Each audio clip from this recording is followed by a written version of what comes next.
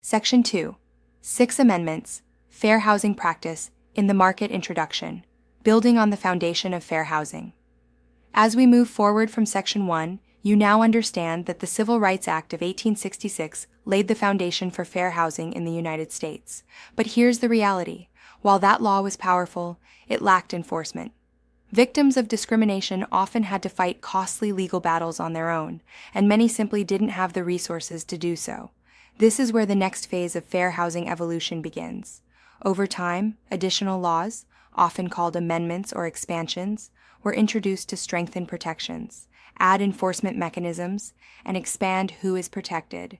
These changes are critical for you as an Arizona real estate professional because they directly impact how you advertise, communicate, and conduct transactions in today's market. The Civil Rights Act of 1968, the game changer. The Civil Rights Act of 1968, commonly known as the Fair Housing Act, completely transformed how discrimination in housing is addressed. Unlike the 1866 Act, this law introduced federal enforcement, meaning victims of discrimination now had government support instead of relying solely on private lawsuits. Under this law, it became illegal to refuse to sell or rent a property to someone based on race, color, religion, or national origin. This was a major shift because it clearly defined unlawful behavior in real estate transactions and gave agencies the authority to investigate and enforce violations. The act also introduced the concept of protected classes, which are groups of individuals who are legally protected from discrimination. These include race, color, religion, sex, and national origin, with later amendments adding disability and familial status. As an agent, every interaction you have must be free from bias toward these protected classes. Real-world application of the 1968 Act. Let's bring this into a real-world Arizona scenario. Imagine you are writing a listing description for a property in Scottsdale. If you include language such as perfect for young couples or ideal for a certain cultural group, you may be unintentionally violating fair housing laws. The Fair Housing Act makes it illegal not only to discriminate in the sale or rental of property, but also in the terms, conditions, and privileges of the transaction. This means you cannot treat one buyer differently from another based on a protected class, whether that involves pricing, availability, or negotiation terms. Even advertising is regulated. According to fair housing standards, any advertisement that suggests a preference or limitation based on protected classes is prohibited. This includes subtle wording, images, or even the tone of your marketing. Prohibited conduct under the Fair Housing Act. The law goes even further by addressing behavior beyond just transactions. It is illegal to coerce, threaten, intimidate, or interfere with someone's housing rights. This includes retaliating against individuals or organizations that support fair housing efforts. For example, if a tenant files a fair housing complaint and a landlord responds by attempting to evict them, that action could be considered retaliation and a direct violation of the law.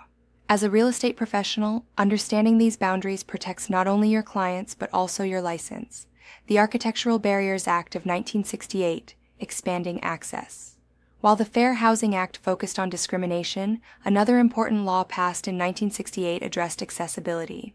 The Architectural Barriers Act, ABA, requires that buildings constructed or modified with federal funds be accessible to individuals with disabilities. This law was groundbreaking because it introduced the idea that accessibility is not optional, it is a requirement. It applies to a wide range of buildings, including government offices, public housing, and facilities receiving federal funding.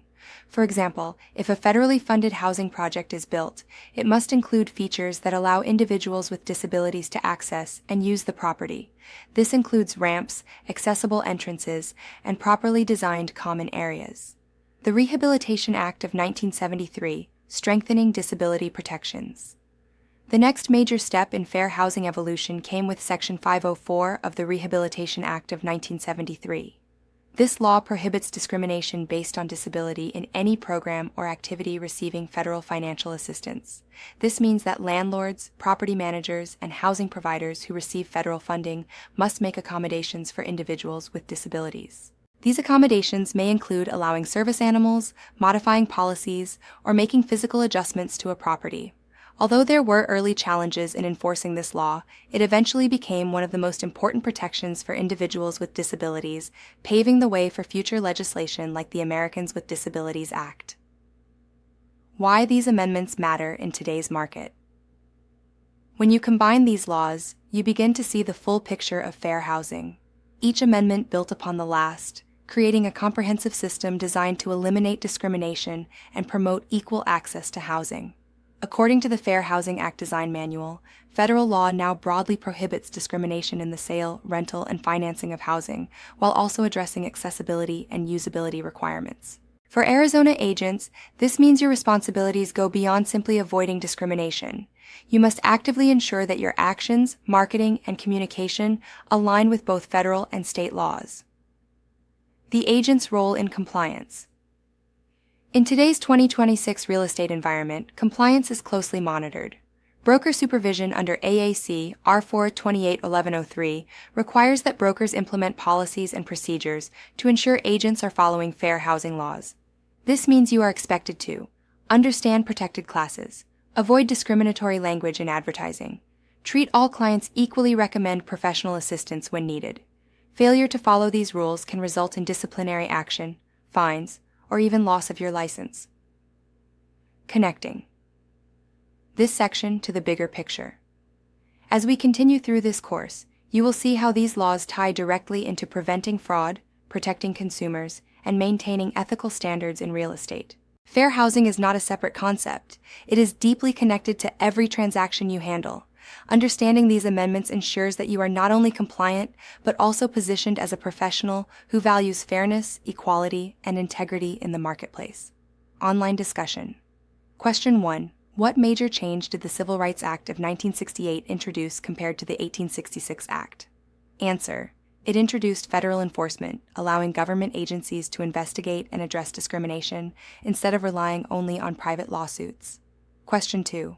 Why is advertising heavily regulated under fair housing laws? Answer.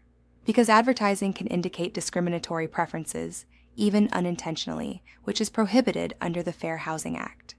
Question 3. How does the Rehabilitation Act of 1973 impact housing providers? Answer. It requires housing providers receiving federal funds to avoid discrimination and provide accommodations for individuals with disabilities.